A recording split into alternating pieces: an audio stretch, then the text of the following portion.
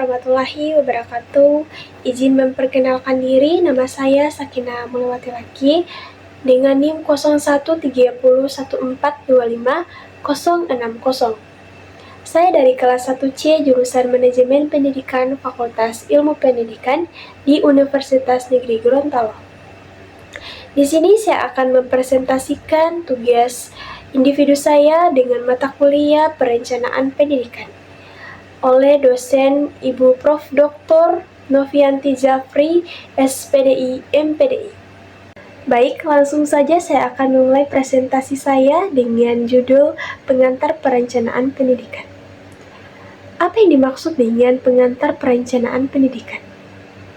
Perencanaan pendidikan adalah suatu proses sistematis yang dilakukan untuk merancang dan menetapkan tujuan, strategi, serta langkah-langkah yang diperlukan dalam penyelenggaraan pendidikan. Tujuan utamanya apa? Tujuan utamanya adalah menciptakan sistem pendidikan yang efektif, efisien, dan relevan dengan kebutuhan peserta didik atau tuntutan pembangunan masyarakat. Dan yang kedua yaitu ada perencanaan pendidikan di sekolah. Bagaimana perencanaan pendidikan di sekolah? Contohnya, perencanaan pendidikan di sekolah dasar. Perencanaan pendidikan di sekolah dasar merupakan aspek yang memiliki posisi strategis dalam penyelenggaraan pendidikan sekolah dasar. Perencanaan pendidikan di sekolah dasar juga bertujuan untuk meningkatkan mutu pendidikan melalui tahapan sistematis yang meliputi pengumpulan data, analisis, atau diagnosis. Dan untuk yang keempat itu ada pendidikan di Indonesia dari TK sampai perguruan tinggi. Bagaimana pendidikan di Indonesia dari TK sampai perguruan tinggi? Yang pertama yaitu ada TK PAUD yang berfokus pada pengembangan potensi dasar anak seperti sosial, emosional, motorik, dan kognitif. Yang kedua ada SD hingga SMA atau SMK. Menekankan pada penguasaan ilmu pengetahuan, keterampilan, serta pembentukan karakter. Dan yang terakhir yaitu ada perguruan tinggi. Bagaimana perguruan tinggi? Perguruan tinggi berfungsi sebagai pusat pengembangan ilmu pengetahuan, teknologi, seni, serta pembentukan sumber daya manusia yang kompeten dan profesional.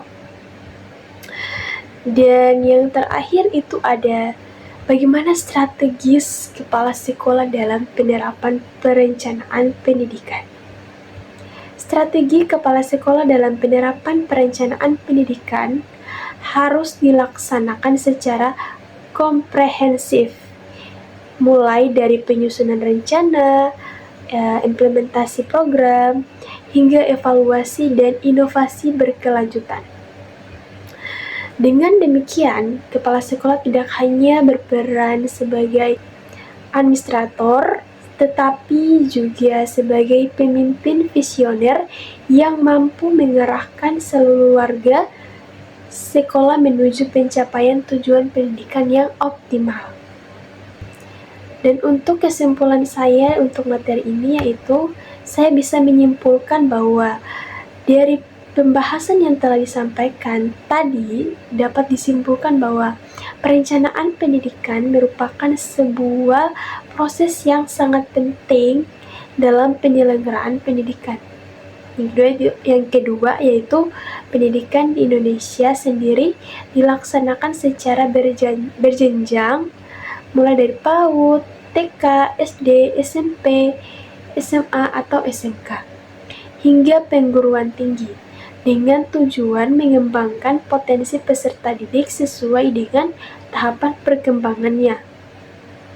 Dalam hal ini kepala sekolah memegang peran strategis dalam penyusunan, melaksanakan, serta mengevaluasi perencanaan pendidikan sekolah. Itulah materi-materi yang dapat saya presentasikan sesuai dengan teori-teori yang terdapat pada daftar pustaka.